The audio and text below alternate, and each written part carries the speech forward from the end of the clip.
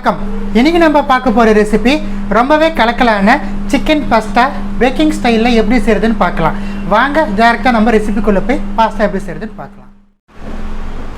Chicken pasta செய்கிறதுக்கு பாருங்கள், நான் வந்து ஒரு அகலமான சாஸ் பேன் எடுத்து வச்சுருக்கேன். இந்த பேனில் எண்ணெய் ஊற்றி வச்சுருக்கேன். குக்கிங் ஆயில் வந்து நம்மளுக்கு நல்லா சூடு ஏறிடுச்சு. சூடு எரிந்துமே இதில் வந்து நம்ம நறுக்கி எடுத்து வச்சுருக்கிற இஞ்சி பூண்டு ஆட் பண்ணிக்கலாம். இஞ்சி பூண்டு ஆட் பண்ணி நம்ம நல்லா சாட்டே பண்ணிக்கலாம். இப்போ இது கூடவே நம்ம கட் பண்ணி எடுத்து வச்சுருக்கிற ஆனியனும் கேரட்டும் ஆட் பண்ணிக்கலாம். ஆனியனும் கேரட்டை ஆட் பண்ணிவிட்டு ஹை ஃப்ளேமில் 1 மினிட் போல் நம்மளுக்கு இருக்கட்டும்.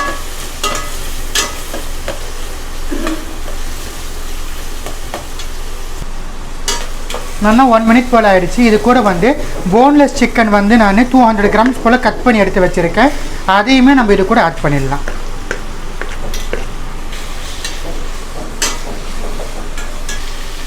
பாஸ்தாக்கு தேவையான அளவு சால்ட் ஆட் பண்ணிக்கலாம். சால்ட் ஆட் பண்ணி நல்லா ஸ்டிர் பண்ணி வச்சிடலாம். இது கூடவே வந்து நம்ம ரெட் சில்லி சாஸ் வந்து ஒரு டீஸ்பூன் போல் ஆட் பண்ணிக்கலாம். ஆட் பண்ணிவிட்டு நல்லா கலந்து விட்டுடலாம்.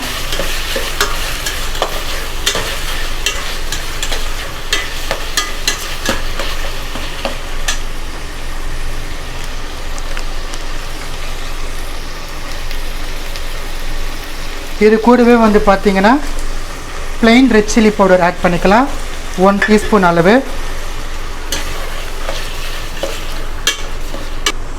பெப்பரிக்கா பவுடர் 2 டீஸ்பூன் அளவு ஆட் பண்ணிக்கலாம். ஃபைனலாக ஒரு 2 டேபிள் ஸ்பூன் அளவு டொமேட்டோ சாஸ் ஆட் பண்ணிக்கலாம். ஸோ நம்ம எல்லா சாஸுமே ஆட் பண்ணியாச்சு. இப்போ நம்ம பாயில் பண்ணி எடுத்த பாஸ்தா ஆட் பண்ணிடலாம். பாஸ்தா சேர்த்துட்டு நல்லா கலந்து விட்டுடலாம். ஸோ பாருங்கள், இப்போ நம்ம இட்டாலியன் ஸ்பைசஸ் எடுத்துருக்கேன். நான் இட்டாலியன் சீசனிங் வந்து நல்லா ஒரு 1.5 டீஸ்பூன் அளவு ஆட் பண்ணிக்கலாம். இதை சேர்த்துட்டு நல்லா கலந்து விட்டுடலாம். நல்லா கலந்து விட்டு மிதமான தீயில் 1 நிமிஷம் போல் இருக்கட்டும். ஃபைனலாக நம்ம ஒயிட் சாஸ் சேர்த்துட்டு அடுப்பை அணைச்சிட்டு பேக் பண்ண ஆரம்பிச்சிடலாம். சிக்கனும் பாஸ்தாலாம் நல்லாவே ஒன்றோட ஒன்று ஜெல்லாகி நல்லாவே வெந்து வந்துடுச்சு. கேரட்லாம் கூட நம்மளுக்கு கலக்கலாக வெந்துடுச்சு. உங்களுக்கு வேணுன்னா நீங்கள் வேறு ஏதாச்சும் வெஜிடபிள்ஸ் கூட ஆட் பண்ணிக்கலாம். ஆனால் நான் full and full chicken flavour இருக்கணுங்கிறதுக்காக வேண்டினா கேரட் சேர்த்துருக்கேன் நான். இப்போ இது கூட வந்து ஒயிட் சாஸ் நான் ரெடி பண்ணி வச்சிட்டேன். ஆல்ரெடி நம்ம பாஸ்தாலாம் ஒயிட் சாஸ் பாஸ்தாலாம் எப்படி செய்யுது நம்ம ஆல்ரெடி நம்ம வீடியோவில் போட்டிருக்கோம். அதை நீங்கள் செக் பண்ணிக்கோங்க. இப்போ நம்ம ரெடி பண்ண ஒயிட் சாஸை ஆட் பண்ணிடலாம். ஒயிட் சாஸ் சேர்த்துட்டு நல்லா கலந்து வச்சுட்டு மிதமான தீயில் 1 நிமிஷம் போல் அடுப்பை வச்சுருந்து நம்ம அணைச்சிட்டு நல்லா ஆரத்தை வந்து அவனில் வச்சு பேக் பண்ணிடலாம். ஸோ பாருங்கள், இது நம்மளுக்கு நல்லாவே ஆறிடுச்சு. இந்த பக்கம் பாருங்கள், ஒரு பேக்கிங் ட்ரே எடுத்திருக்கேன். இந்த ட்ரேயில் வந்து பார்த்திங்கன்னா கொஞ்சமாக ஒயிட் சாஸ் அப்ளை பண்ணியிருக்கேன், அடியில் வந்து ஒட்டாமல் இருக்கிறதுக்கு. இதில் வந்து நம்ம இப்போ ஃபில் பண்ணலாம் பாஸ்தாவை. பேக்கிங் ட்ரேயில் போட்டாச்சு. இப்போ பாருங்கள், கொஞ்சமாக நான் வந்து செதார் சீஸ் எடுத்திருக்கேன். செதார் சீஸை வந்து ஃபுல்லாக நம்ம ஸ்ப்ரெட் பண்ணிக்கலாம். உங்களுக்கு வேணால் நீங்கள் மொசரல்லா சீஸ் கூட போட்டுக்கலாம். என்ன சீஸ் உங்களுக்கு கம்ஃபர்டபுளோ அந்த சீஸ் போட்டுக்கலாம். ஸோ சீஸை வந்து நம்ம அப்ளை பண்ணியாச்சு.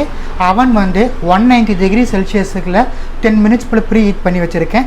இப்போ இதை அவனில் ப்ளேஸ் பண்ணி 180 டிகிரி செல்சியஸில் ஒரு 20 மினிட்ஸ் போல் பேக் பண்ணி எடுக்கலாம். ஸோ இப்போ நம்ம ப்ரீ ஹீட் பண்ண அவனில் வந்து நம்ம ரெடி பண்ண பாஸ்தாவை உள்ளே வச்சிடலாம். பாஸ்தா உள்ளே வச்சுட்டு பாருங்கள், 180 டிகிரி செல்சியஸில் ஒரு 18 மினிட்ஸ் போல் வைக்கிறேன். ஸோ நல்லா நம்மளுக்கு பேக் ஆனதுக்கப்புறமா பார்க்கலாம். அவனுடைய ப்ராசஸ் நம்மளுக்கு எண்டாக போகுது. அவன் எண்டாகிடுச்சு. இப்போ நம்ம ஓப்பன் பண்ணி நம்மளுக்கு பாஸ்தா எந்த அளவுக்கு பேக் ஆகிருக்கு நம்ம செக் பண்ணிக்கலாம். ரொம்ப கலக்கலான சிக்கன் பாஸ்தா பேக்கிங் ஸ்டைலில் எப்படி செய்யுதுன்னு உங்களுக்காக செஞ்சு காமிச்சிருக்கேன். இந்த ரெசிபி உங்கள் வீட்டில் ட்ரை பண்ணி பார்த்து எப்படி வந்துச்சுன்னு எனக்கு கமெண்ட் செக்ஷனில் சொல்லுங்கள். வேறு ஏதாச்சும் ரெசிபிஸ் வேணும்னு கமெண்ட் செக்ஷனில் கேளுங்கள். கட்டாயமாக உங்களுக்காக போஸ்ட் பண்ணுறேன். நன்றி.